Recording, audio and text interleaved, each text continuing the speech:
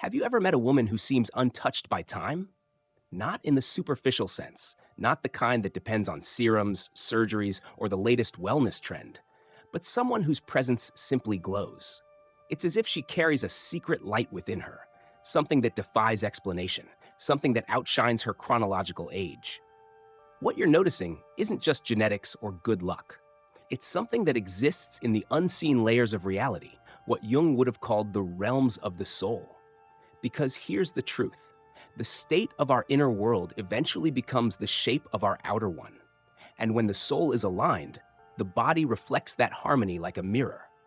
So this isn't a story about beauty routines or anti-aging hacks. It's about a psychological phenomenon, one that Carl Jung himself would have instantly recognized. He understood that the psyche molds the body, that consciousness itself plays a direct role in how we age, how we radiate, how we inhabit our skin. What we're exploring today will challenge almost everything you thought you knew about vitality and aging. Because the secret of agelessness doesn't lie in what these women do, but in what they carry. They possess an invisible alignment, an energetic coherence that acts like a shield against the erosion of time. By the end of this journey, you'll see why some souls shine while others fade. And more importantly, how you can awaken that same inner luminosity in yourself. Because the true mystery of aging doesn't begin in front of a mirror. It begins with the light that radiates from within. When Jung spoke about how the psyche influences the body, he wasn't being poetic. He meant it quite literally.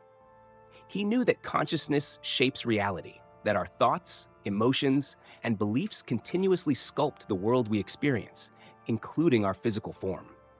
And some women, whether they realize it or not, live in a way that bends these laws. Their vibration, yes, their energy, moves outside the ordinary rhythm of time. Picture a woman entering a crowded room. She doesn't turn heads because she's trying to. There's no exaggerated confidence or forced charm. Yet people feel her before they even see her. It's as if the light in the room subtly shifts toward her, an aura of calm power and quiet allure.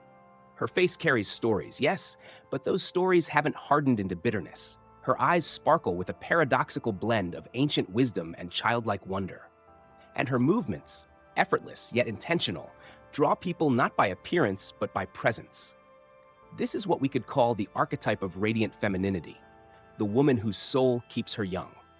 Jung described this process as individuation, the lifelong journey of uniting the conscious and unconscious mind.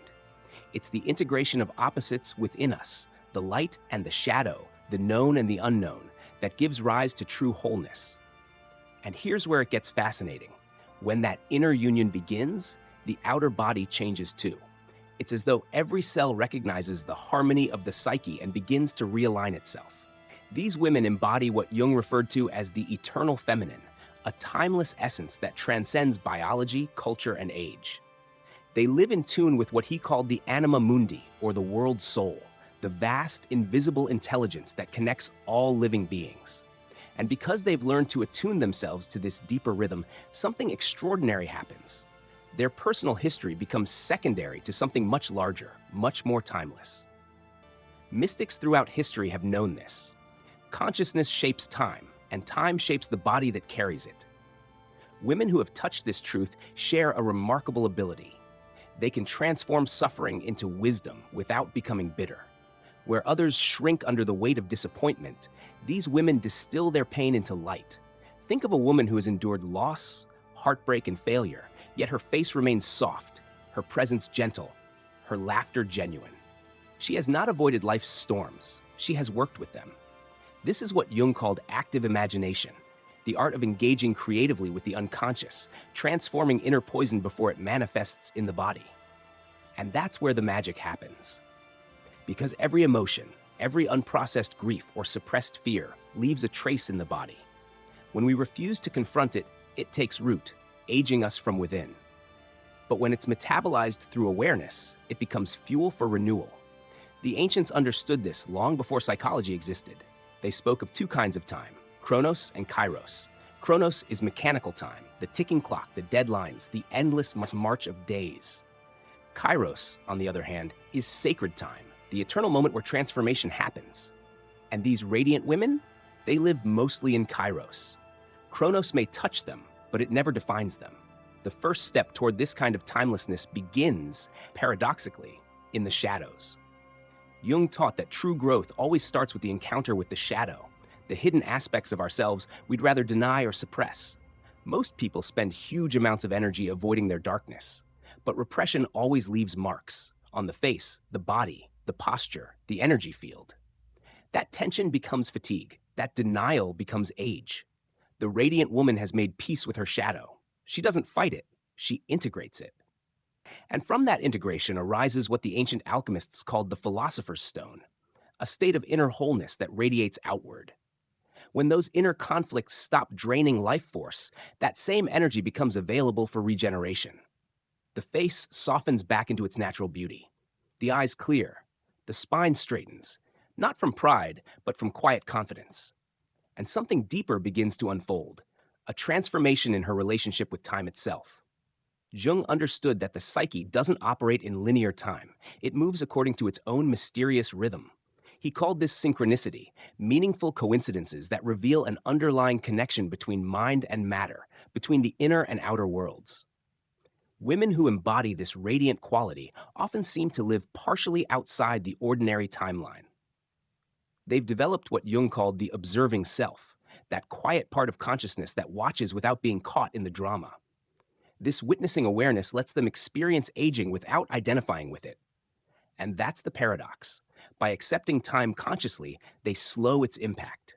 They age as participants, not victims.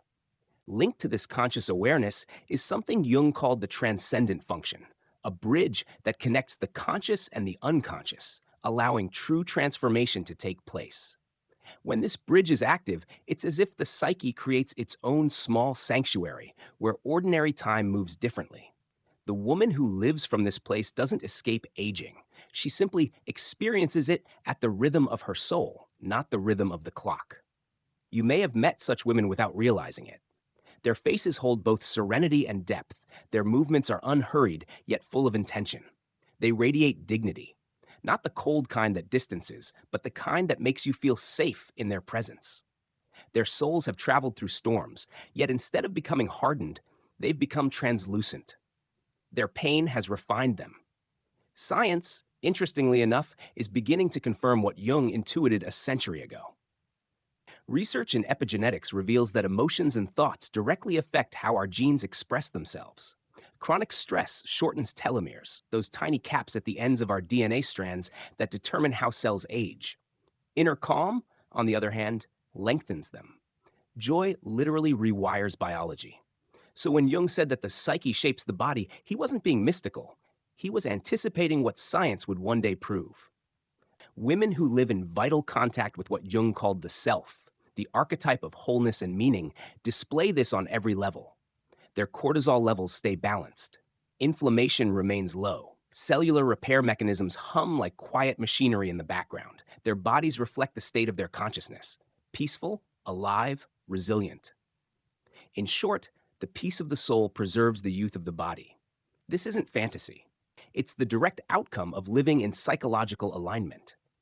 Jung spent much of his life exploring this unity between psyche and soma, mind and body.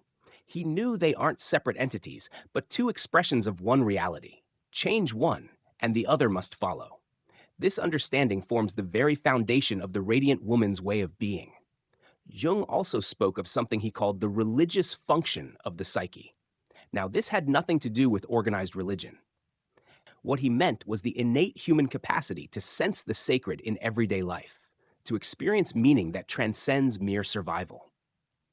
And women who live in this way naturally treat their bodies not as objects to be fixed, but as temples of consciousness.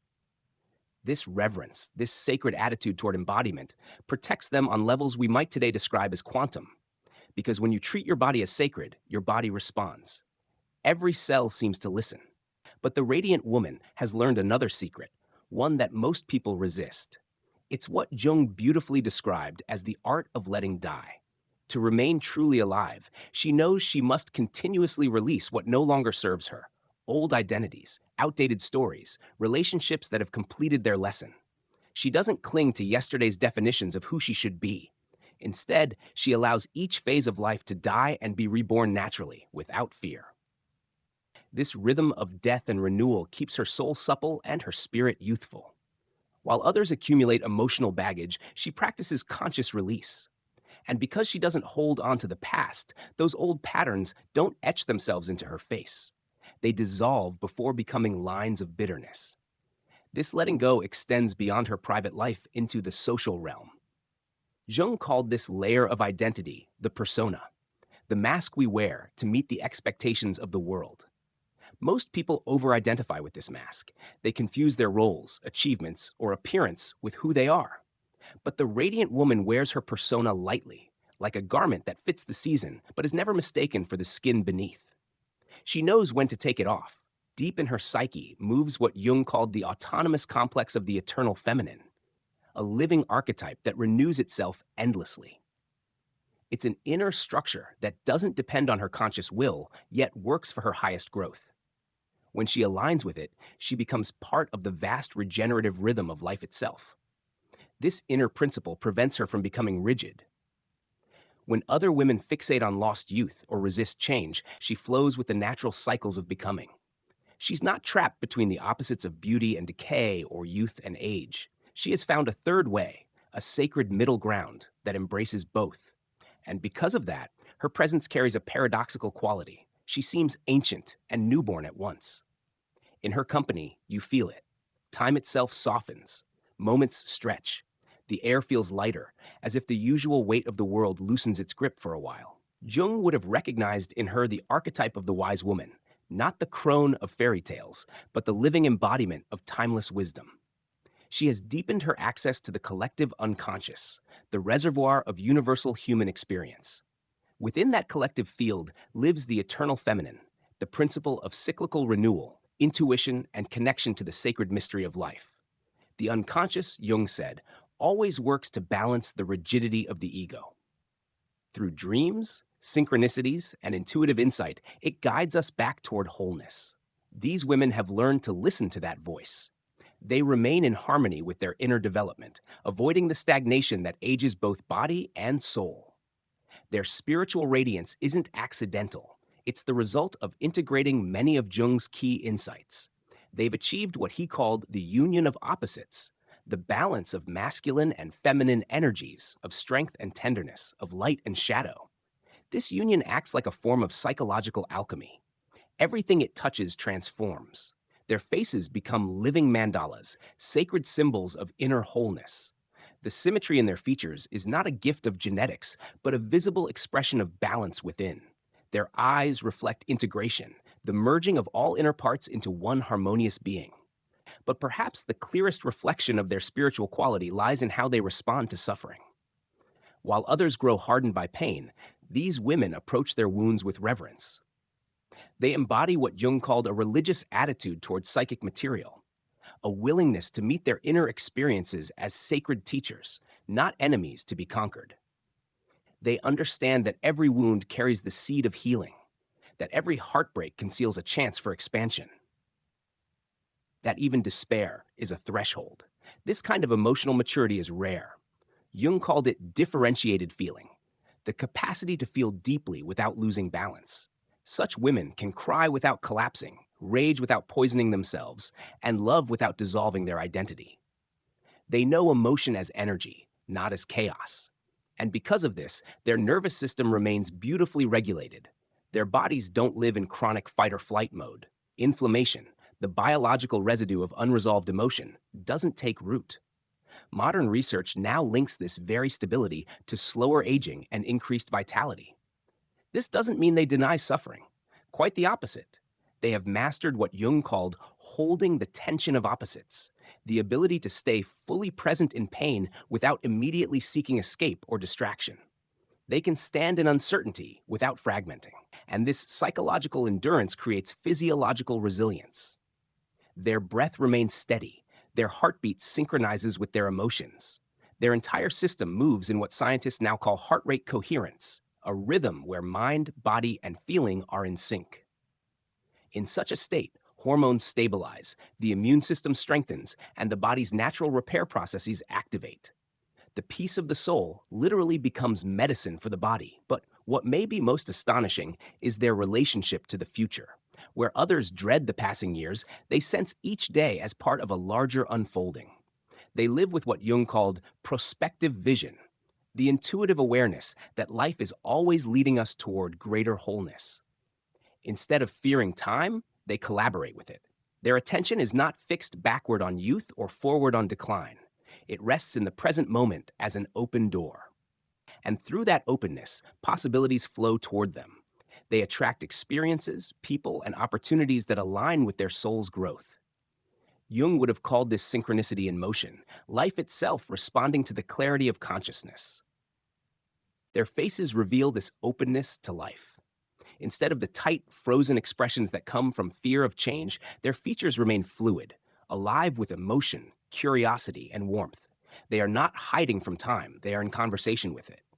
Every wrinkle, every smile line seems to tell a story of presence rather than decay. And in their eyes, there's that unmistakable glimmer, the light of someone who still expects life to surprise her. Jung spoke of the unus mundus, the unity of all existence, the idea that the inner and outer worlds are reflections of one seamless reality. The radiant woman embodies this principle. She has become a living bridge between the visible and the invisible, between her individual life and the larger cosmos. Her personal transformation mirrors the universal rhythm of creation and dissolution. She doesn't resist nature's cycles. She dances within them. The alchemists called this the union of the microcosm and the macrocosm, the recognition that our inner world is not separate from the stars, the tides, or the seasons. For such a woman, aging becomes an act of cosmic harmony. Each year deepens her alignment with the greater order of things. She ages in tune with the eternal pattern rather than the anxious pace of culture. The spiritual quality she carries reaches far beyond her personality. It is rooted in what Jung described as the archetypes, universal patterns that shape human experience. She has learned to work consciously with these forces rather than be unconsciously driven by them. From them, she draws strength, guidance, and renewal. And in her presence, others sense something archetypal, something ancient, yet entirely alive. It's as if she channels the wisdom of all women who have ever walked the path of awakening before her. This connection to the collective feminine gives her a quiet authority that has nothing to do with age or status. When she laughs, you hear echoes of the eternal feminine, that mysterious principle Jung recognized as one of the foundational energies of the psyche. It's the source of intuition, creativity, and nurturing power. But it's also the force of destruction, the wild energy that clears what no longer serves life. When she speaks, something larger seems to speak through her. Her words carry resonance, a vibration that stirs the deeper layers of those who listen. This is not charisma in the usual sense. It's what happens when the divine feminine uses a human personality as a vessel. Such permeability requires a delicate balance. Jung called it having a permeable ego, strong enough to maintain individuality, but open enough to let the transpersonal flow through. It's not a state one can fake. It comes from years of inner work, of surrender and self-confrontation, of learning when to yield and when to stand firm. Once achieved, this balance gives rise to a kind of transparency of being. Her presence feels clear, uncluttered, luminous. You sense that she has nothing to prove and nothing to hide. Her authenticity becomes magnetic, not because it demands attention, but because it frees it. People relax in her presence. They remember their own depth. This is the beginning of what Jung called the Konjunktio, the mystical union of opposites, conscious and unconscious, masculine and feminine, temporal and eternal. It's the culmination of the alchemical process, the birth of a new consciousness that holds paradox without conflict. From this inner union arises what alchemists referred to as the child of the wise, a renewed self that contains both the wisdom of age and the freshness of youth. This child symbolizes rebirth, not regression. It is the soul's new beginning after long transformation, and you can see it on her face, the serenity of experience blended with the sparkle of innocence. A strange, beautiful coexistence of gravity and playfulness. The face becomes testimony to this inner harmony. It's not merely beautiful, it's meaningful. Lines and contours arrange themselves into symbols of depth and peace. The radiant woman doesn't chase youth. She embodies it as a natural consequence of her wholeness. Time does not erase her. It illuminates her. Women who embody this level of spiritual refinement live what Jung called a symbolic life. They move through the world knowing that every event, every meeting, every challenge carries meaning beyond the obvious. Nothing is random. Every experience is part of the soul's education. This perspective is not naive. It is deeply mature. It transforms ordinary living into an ongoing act of sacred participation. And this symbolic attitude protects them from the existential emptiness that drains so many people as they grow older. Because meaning is what sustains vitality. When life loses meaning, energy leaks away. But when meaning is alive, even difficulty fuels growth. For the radiant woman, every day becomes a small ritual of renewal. Making tea, speaking with a friend, watching rainfall, each act is an opportunity to return to presence. Her relationships aren't distractions from her spiritual path. They are the path. Every interaction becomes a mirror for deeper self-understanding. Even conflict becomes alchemy. This is why she rarely wastes energy in resentment or self-pity. She transforms those raw materials into insight. And this alchemical approach to life means nothing is ever lost. Every emotion, every experience becomes part of her evolution. You can feel it in her physical presence. There's vitality not because she fights aging, but because she doesn't waste energy resisting it. Her psyche and body cooperate in a continuous exchange of renewal. Jung observed that the psyche has a natural drive toward healing and wholeness, an autonomous force that works even when we're unaware of it. But in these women, that force is consciously nurtured. They align with it rather than oppose it. The result is a process of regeneration that unfolds from the inside out. Like the body itself, has learned to listen to the wisdom of the soul. This inner work doesn't just transform how they look, it changes how they inhabit their bodies. They move differently, gracefully, grounded, fluid. You can sense that they are at home within themselves, and perhaps this is the true secret of their radiance, presence. They fully occupy their lives. They are not rushing toward the next thing or clinging to the last. They live from the center of being, where time slows down and each moment glows with its own quiet eternity. When you stand near such a woman, something in you begins to recalibrate. You start breathing more deeply. You feel yourself soften. It's as if her inner order extends outward, harmonizing everything around her. You realize that what you're witnessing isn't mere personality. It's consciousness embodied.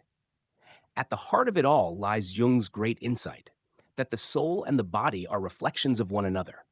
Change one, and the other responds. The radiant woman doesn't manipulate the outer form. She transforms the inner essence, and the outer follows naturally. And so the source of youth turns out not to be a place or a product, but a state of consciousness. It's available to anyone willing to embark on the inner path Jung called individuation, the journey of becoming whole, of integrating shadow and light, of living consciously rather than automatically. The reward of that journey is not perfection, but aliveness. And that aliveness, that unbroken connection to the mystery of existence, is what truly makes a person timeless. There is a moment in the life of every woman when she realizes that external beauty, no matter how well maintained, can no longer carry her identity. It's not a moment of loss, it's a moment of liberation. The masks begin to fall away. The need for validation loosens its grip. What remains is something quieter, but infinitely stronger, the emergence of essence. This essence is what Jung described as the self, the organizing principle of the psyche, the source of inner guidance and renewal. When a woman begins to live from this center, everything about her changes. Her face, her posture, her energy all begin to radiate a calm coherence that no makeup or surgery can replicate. She no longer shines because she's being looked at. She shines because she's seeing clearly. In this stage, she ceases to chase impressions and starts to embody impact. Her beauty becomes a field rather than a form, something felt rather than merely seen. People sense her before they notice her. The room subtly shifts when she enters, not because of performance, but because of presence. It's the kind of presence that comes only from deep alignment between the inner and outer worlds. Jung might say that she has achieved psychic integration, a state in which the conscious and unconscious are no longer at war, but work in harmony. It's the culmination of countless small deaths and rebirths within the psyche. Every disappointment, every heartbreak, every shedding of illusions has contributed to this unity. And this unity gives rise to serenity, a beauty that does not need youth to exist. The paradox, of course, is that this serenity creates the appearance of youth. Not the fragile, anxious youth of resistance, but the luminous youth of acceptance. Her skin may carry time's signature, but her energy is ageless. Her laughter, her curiosity, her empathy, these keep her eternally fresh. You can't fake this vitality. It's not about skincare routines or perfect lighting. It's a frequency that comes from wholeness. The woman who has made peace with her own complexity glows with something that cannot be marketed. She is beautiful, not because she's untouched by time, but because she's in harmony with it. In the modern world, where youth is worshipped and aging is feared, such a woman is quietly revolutionary. She challenges the collective illusion that worth diminishes with years. Her existence is a living refutation of cultural amnesia, a reminder that maturity can deepen radiance rather than diminish it. She doesn't reject the world's standards, she simply transcends them. And in doing so, she becomes a mirror for others. Her face invites reflection, not comparison. You don't look at her and feel envy. You look at her and feel permission. Permission to exhale. Permission to be as you are.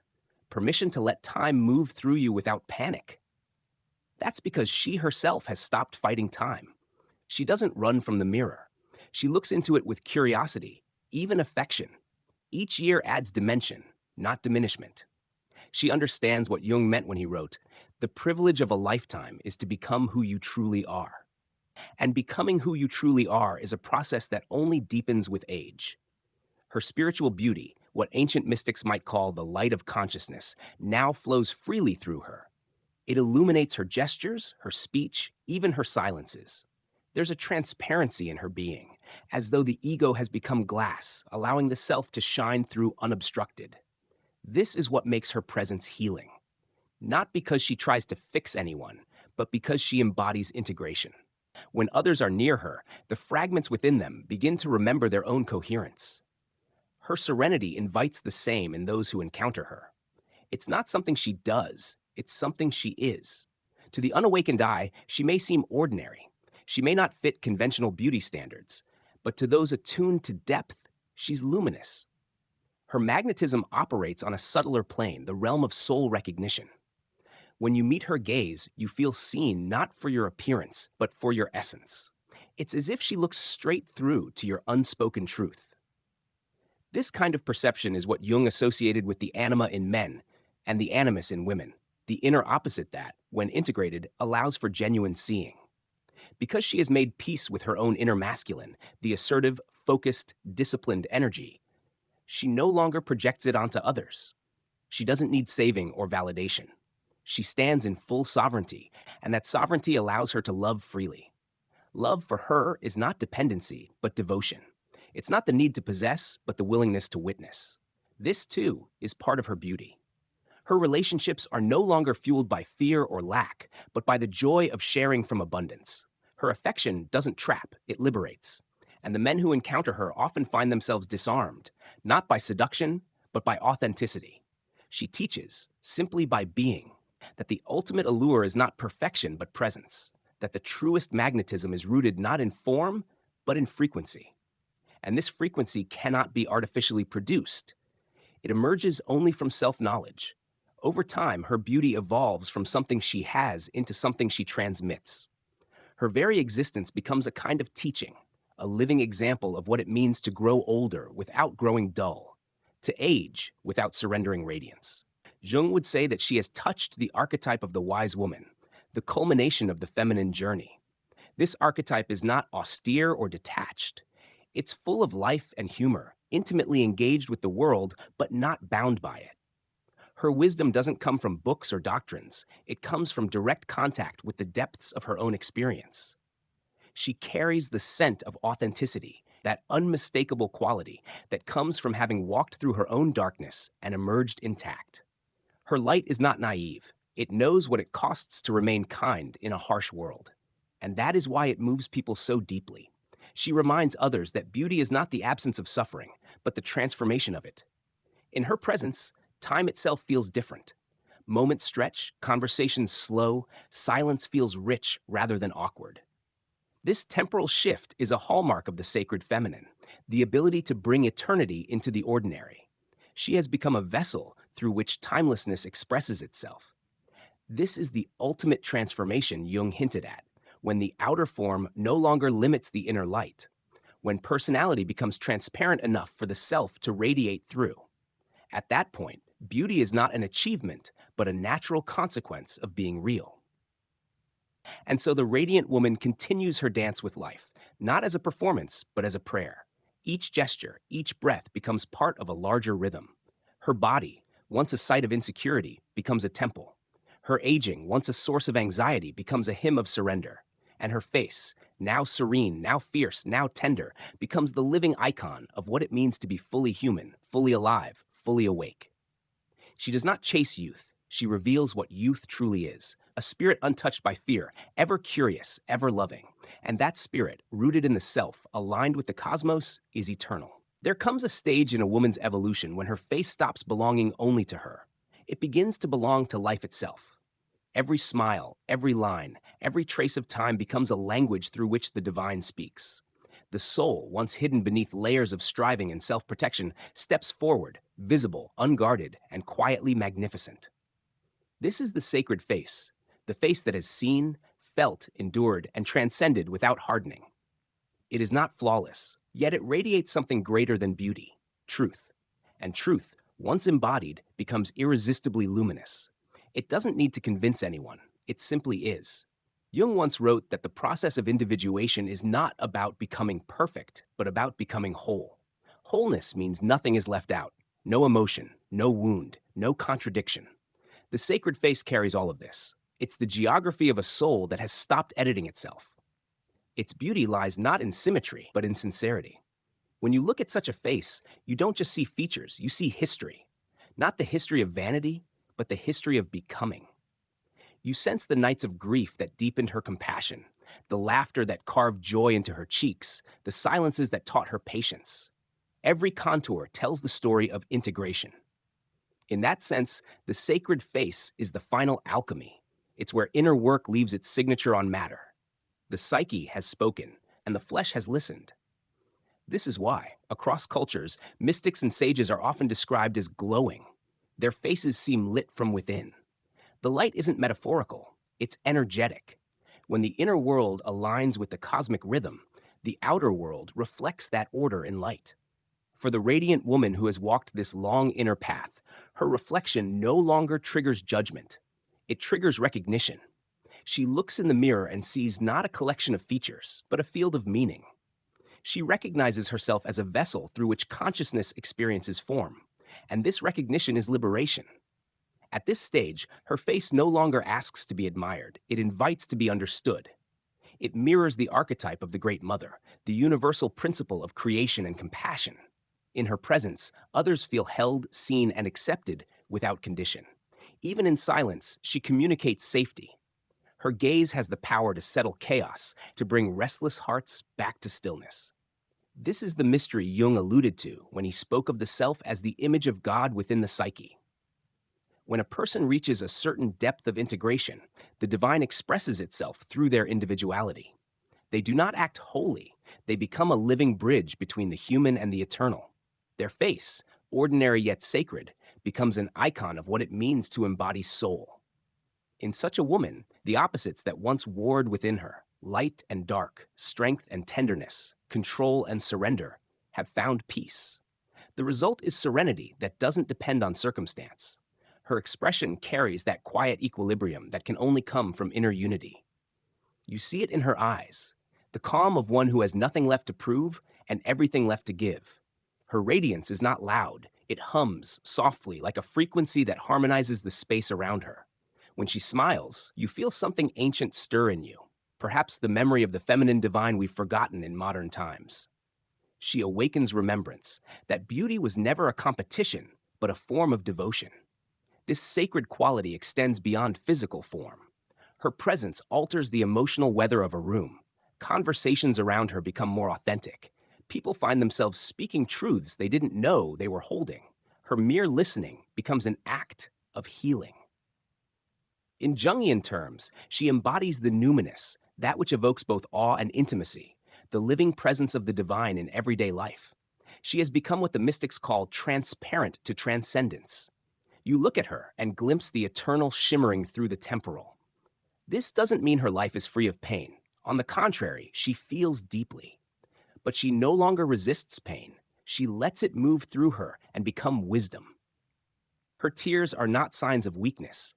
They're offerings, part of her ongoing dialogue with the sacred. To younger women, she becomes a compass, not by teaching through instruction, but through vibration. She models a new definition of beauty, one rooted in consciousness rather than comparison. Her aging becomes an initiation rather than a decline. She shows that the body's changes are not betrayals, but invitations to inhabit life more fully, more gently, more awake. And to men who encounter her, she awakens reverence. Not desire in its possessive form, but devotion in its spiritual one. Because she no longer seeks to be seen, she is truly seen. Because she no longer hides her depth, others are drawn into their own. In her presence, the masculine is not diminished, it is called higher. This is the archetype that civilizations once honored as priestess, oracle, healer. Today she might appear as a grandmother, an artist, a quiet neighbor tending her garden. Her form changes, but her essence remains the same. She is the keeper of the inner flame. The sacred face doesn't strive to inspire, it reminds. It reminds us that everything we chase outwardly already exists within. It reminds us that beauty is the shadow cast by the soul's light. It reminds us that aging is not the opposite of youth, it is its fulfillment. Jung wrote that when the self is realized, the personality becomes a vessel filled with meaning. That meaning spills into her gestures, her laughter, her stillness. She walks as if she carries an invisible lamp, illuminating without effort. And perhaps she does. Perhaps the lamp is her consciousness, steady and bright against the winds of impermanence. In the end, her face tells the story of a long love affair with existence. It is the story of one who has met herself, forgiven herself, and loved herself into wholeness. That love has shaped her features more powerfully than time ever could. It has made her beautiful in the truest, most eternal sense. And so, when others gaze upon her, they are not seeing her age. They are seeing her arrival. They are witnessing what happens when the human form becomes transparent enough for the divine to look out through it. This is the destiny of every soul who dares to turn inward, to let life carve, soften, and reveal rather than conceal. It is the sacred paradox. The more fully we embrace impermanence, the more we touch eternity. Because beauty at its deepest was never about youth or perfection. It was always about presence, the soul, unhidden, shining through the skin of time. If there is one truth that threads through every teaching of Jung and every myth of the sacred feminine, it is this. What we call aging is not decay. It is transformation. Time is not an enemy, but an artist. And for those who learn to collaborate with it, time paints not wrinkles, but revelations. The radiant woman knows this. She has stopped bargaining with the clock. Instead, she listens to it. Every year whispers a new initiation. Every change of season offers a new layer of wisdom. Where others see loss, she sees refinement, the polishing of the soul's mirror. She knows that beauty, like wisdom, ripens through surrender. There's a moment in the journey of individuation when the seeker realizes that the body itself has been a temple for the psyche all along. Every heartbeat is a drumbeat in the ritual of becoming conscious. Every breath carries both mortality and miracle. And in this recognition, fear dissolves. Because she understands that she was never just moving through time. Time was moving through her. When Jung spoke of the unus mundus, the unity of all reality, he meant this inseparability between the inner and outer worlds. The psyche and matter, the seen and the unseen, are one dance seen from two sides. The woman who embodies this truth ceases to feel separated from life's flow. She doesn't resist aging because she knows she is life expressing itself through form. And life by nature renews itself endlessly. Science now echoes this wisdom in its own language. Neuroplasticity shows that the brain can renew connections throughout life. Epigenetics reveals that consciousness can switch genes on or off. Cellular biology confirms what mystics always knew, that perception alters physiology. So when Jung said, "The psyche is not within us, we are within the psyche," He was hinting at this holographic truth. The universe itself is the mirror of mind. To live with this awareness is to age differently, not to avoid time, but to cooperate with it consciously. To understand that each phase of life corresponds to an archetype calling to be lived fully: maiden, mother, queen, crone, all faces of the eternal feminine moving through one vessel. When each is honored, none becomes distorted. When any is denied, the soul fractures, and the face loses its radiance. The radiant woman has danced with all four. She has tasted the innocence of the maiden without clinging to it. She has carried the creative fire of the mother beyond childbirth into the birthing of ideas and compassion. She has worn the sovereignty of the queen without becoming tyrannical, and she has bowed to the wisdom of the crone without becoming weary. In her, these four archetypes don't compete, they harmonize. This harmony is her youth, not the youth of smooth skin, but the youth of aliveness. Her energy flows freely because nothing inside her is exiled. Every part of her psyche has been welcomed home. And when nothing is repressed, nothing ages prematurely. Energy that once went into resistance now nourishes regeneration. In Jungian language, she lives through the symbolic function. She doesn't see life as random or meaningless, but as a dialogue between the conscious and the divine. Every encounter becomes an oracle. Every loss, a message. Every love, a mirror. And because she reads her life symbolically, she lives in perpetual awe. Awe, after all, is the antidote to aging. It keeps the heart porous and the spirit supple. You can sense this in the way she moves. She no longer rushes, yet she's never idle. Her gestures have the rhythm of someone in conversation with eternity. Even when she's silent, something speaks through her, the calm authority of one who trusts the unseen order of things. Her laughter doesn't chase joy, it reveals it. Her stillness doesn't hide fatigue, it contains peace. To her, time is a spiral, not a line. She understands that endings are disguised beginnings, that every descent conceals a resurrection. So she doesn't panic when chapters close. She knows the pattern: fall, surrender, integration, rebirth. It's the same pattern of the seasons, of the moon, of breath itself. And when you live according to this rhythm, even aging becomes cyclical, ever returning to freshness through acceptance. This is the secret Jung hinted at when he spoke of the transcendent function, that mysterious bridge between opposites. In psychological terms, it's the process that allows a person to move from tension to transformation. In spiritual terms, it's grace. It's what turns wounds into wisdom and time into tenderness. The radiant woman lives here, at the meeting point of the eternal and the ephemeral. Her body continues to change, yes, but her consciousness grows ever clearer, like a flame untroubled by wind. She becomes more transparent, more spacious, more aligned with the rhythm of creation itself. To those who meet her, it seems as though she defies time. But the truth is more subtle. She has simply stopped resisting it. And resistance is the true cause of aging. When the soul stops pushing against the river of becoming, it floats effortlessly in its current. That effortlessness, the absence of struggle, creates the illusion of timelessness. If you've ever sat beside such a woman, you know the feeling.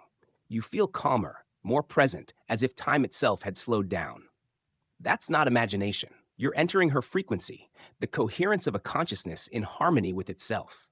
This coherence radiates through the body, through voice, through silence. It is contagious. It's what ancient traditions called Shakti, mana, chi, the current of life flowing unhindered.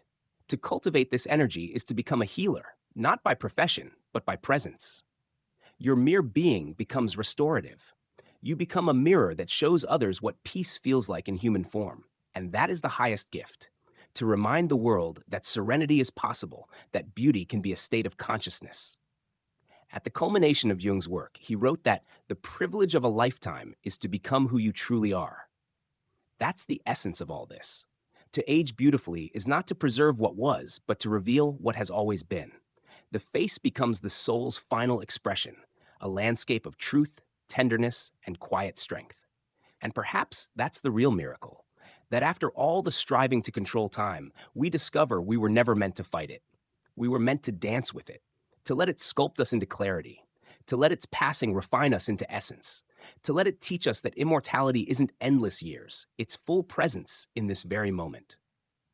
So if you find yourself fearing the years ahead, remember this: time doesn't take, it transforms. Every wrinkle is a hieroglyph of wisdom, every line a poem written by the soul on the parchment of flesh. If you read them with reverence, you'll see not loss, but revelation. You'll see the map of your becoming. The secret of eternal youth, then, is not to stop time, but to become timeless. To live so consciously that every second is filled with eternity. To cultivate the radiance that comes not from resisting life, but from loving it entirely. So walk gently with your years. Let them season you into brilliance. Let them turn your body into scripture and your soul into song. And when others ask why you still glow, smile and let the silence answer. Because the truth cannot be spoken. It can only be lived.